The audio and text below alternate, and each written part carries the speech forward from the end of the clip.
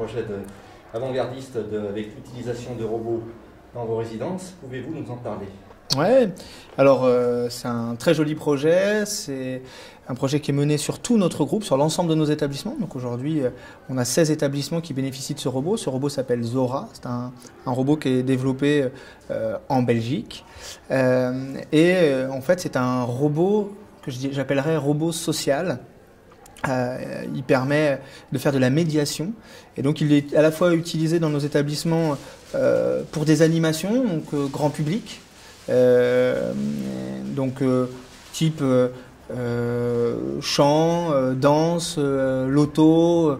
Voilà, c'est très facile à prendre en main. Et puis ensuite, vous avez des animations un petit peu plus spécifiques qui sont menées par notre pôle thérapeutique, notamment avec la psychologue, la psychomotricienne, en individuel ou en petit groupe.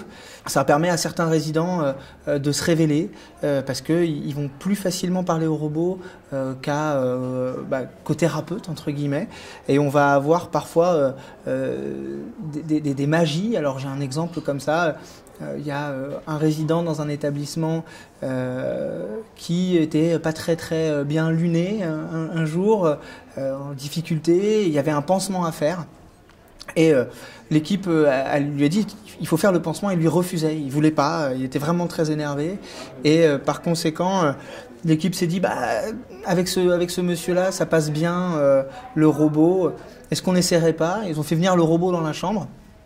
Et en fait, on peut parler à travers le robot en pianotant sur un clavier rapidement. Et en fait, quand le robot est arrivé, le résident lui a dit bonjour.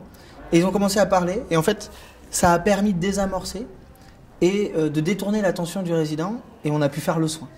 Donc voilà, il y a des petits moments un peu magiques comme ça. Alors, c'est pas tous les jours. En tout cas, on a eu des belles retombées grâce à ce robot et surtout on relance une dynamique de projet là, cette année avec ce robot toujours en espérant encore plus d'utilisation et plus de retours clients. Alors on a en tout cas beaucoup de projets pour 2020, alors c'est pas forcément de ce type mais on pense à pas mal de choses. Notamment aujourd'hui sur la détection de chute, pareil la détection géolocalisée en cas de sortie de résidents intempestive. J'ai vu tout à l'heure des casques VR, la réalité virtuelle c'est quelque chose qui nous parle beaucoup, sur lequel on travaille aujourd'hui aussi, donc ouais, on va faire de belles choses j'espère en 2020 sur le plan de l'innovation. Il y a de belles perspectives de développement là, on a principalement d'un point de vue résidence-service des opportunités et surtout l'envie de se développer.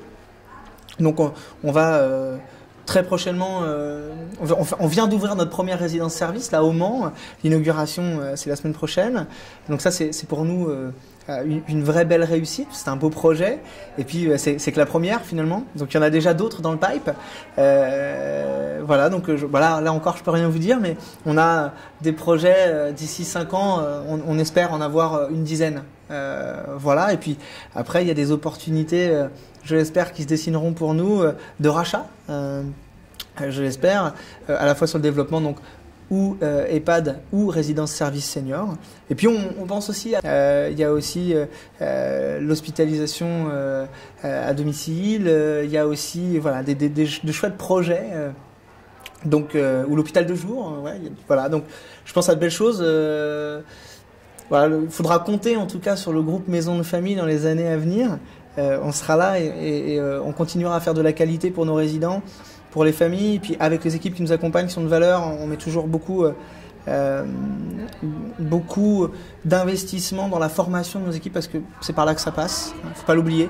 Donc je les remercie, encore une fois, bravo et on sera là.